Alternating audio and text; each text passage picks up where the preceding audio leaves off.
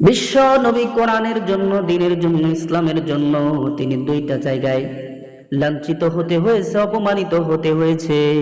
দুইটা জায়গায় তার শরীর থেকে রক্ত ঝরেছে।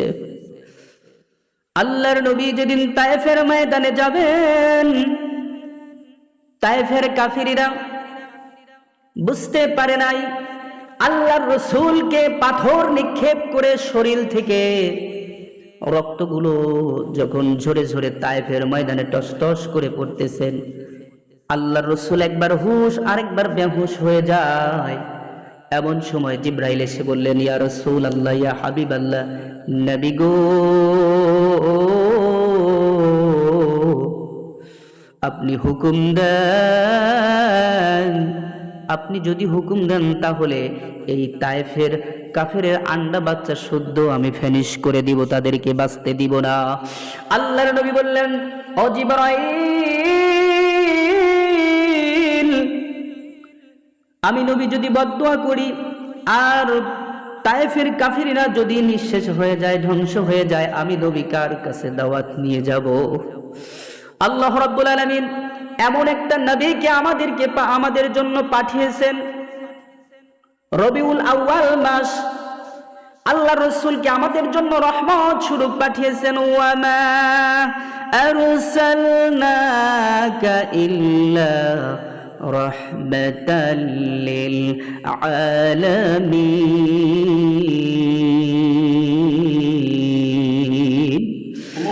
আল্লাহ রাব্বুল আলামিন বলেন, আমি তামাম পৃথিবীর জন্য নবীকে রহমত স্বরূপ প্রেরণ করেছি। যেই নবী দুইটা দিন মার খেয়েছিলেন, এক হলো তায়েফের ময়দানে আল্লাহর রাসূল যেমন তেমন কাতরাতে কাতরাতে একটা বাগানের মধ্যে ঘুমায়ে পড়েছে। একবার হুশ আর একবার বেহুশ হয়ে যায়।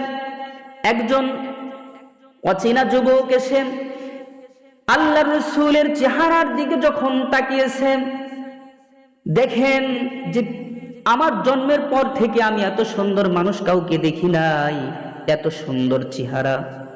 যেই নুরানি চেহারার দিকে তাকালে আর আমার চোখ ফেরে না। এরকম ভাবে যুবক যখন তাকিয়ে আছে, দেখলেন যে বিশ্ব নবী তিনি অজ্ঞান হয়ে আছেন।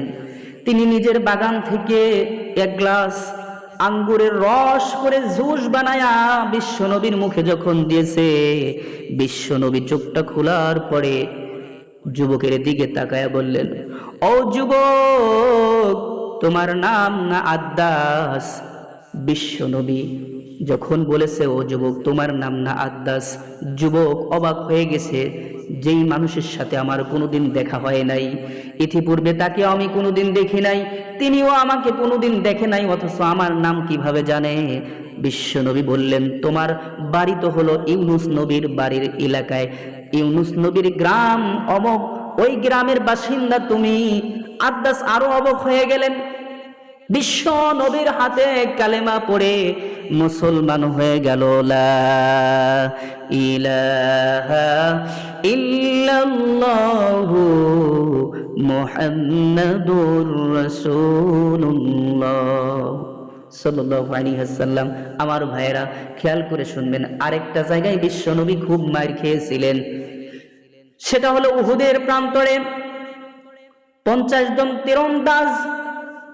আল্লাহ রাসূল বলেছেন, ও আমার সাহাবীরা, যতক্ষণ পর্যন্ত আমি নবী হুকুম না দেব ততক্ষণ পর্যন্ত এই পাহাড়ের গিরিপথ থেকে তোমরা চলে এসো না। কিন্তু তারা যখন সাময়িকভাবে যখন বিজয়ের ঘোষণা পাইলেন, তারা চিন্তা করলো আমাদের বিজয় হয়ে গেছে।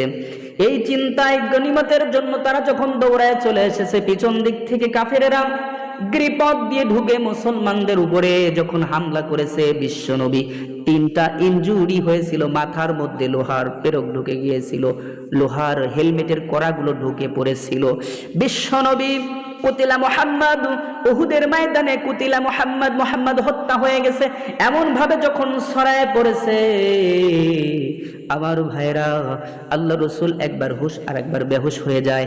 একমাত্র দ্বীন এবং ইসলামের জন্য এই কষ্টটা সহ্য করেছেন, অন্য কারোর জন্য নয়।